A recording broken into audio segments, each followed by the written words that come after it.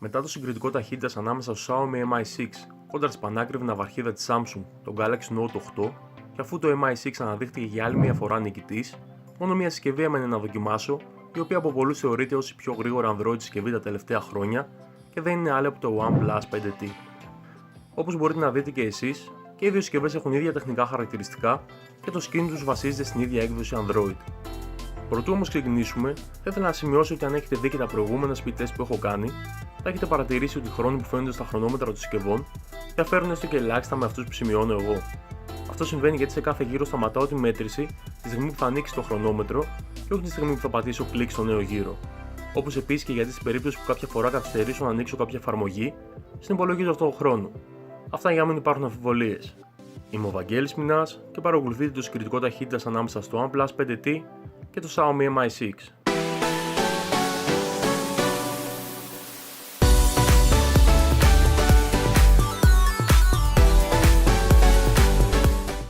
Ας ξεκινήσουμε με το τεστ ταχύτητας.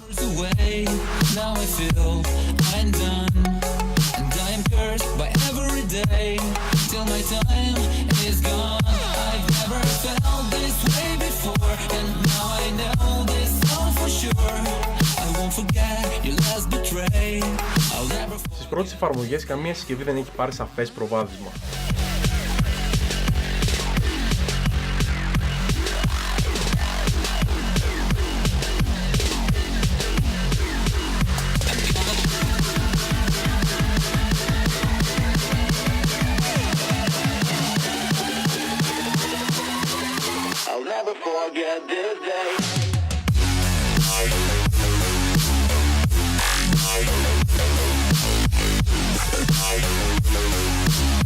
Το Mi 6 μόλις τελείωσε τον πρώτο γύρο με μια ελάχιστη διαφορά από το OnePlus 5T.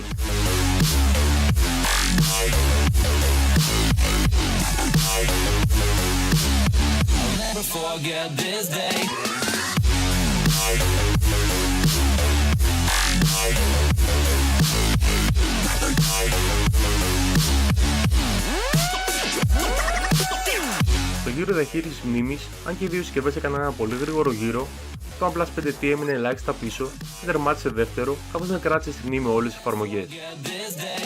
Συμπερασματικά, δεν υπάρχει καμία αισθητή διαφορά στη ταχύτητα ανάμεσα στο OnePlus και το Mi 6. Αυτό όμως που με προβλημάτισε ιδιαίτερα είναι το γεγονός ότι το OnePlus δεν μπόρεσε να κρατήσει στη μνήμη όλες τις εφαρμογές παρόλο τα 6GB μνήμης που διαθέτει.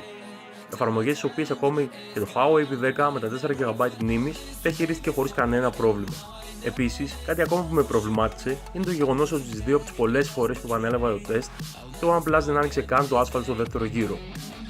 Μετά από αυτό το συγκριτικό και μέχρι να δοκιμάσω την έκδοση του OnePlus με τα 8GB μνήμης, το Mi 6 Xiaomi εξακολουθεί να είναι η πιο γρήγορη Android συσκευή που έχω πιάσει στα χέρια μου. Αν θέλετε να στηρίξετε το κανάλι μου, μπορείτε να αγοράσετε συσκευές από τα link που θα βρείτε στην περιγραφή του βίντεο. Περιμένετε διαφορετικό αποτέλεσμα? Αφήστε ένα σχόλιο με την άποψή σας και φυσικά αν σας άρεσε το βίντεο μου, μην ξεχάσετε να κάνετε like, subscribe και κλικ στο καμπανάκι των ειδοποιήσεων για να μην χάνετε ποτέ τα νέα μου βίντεο.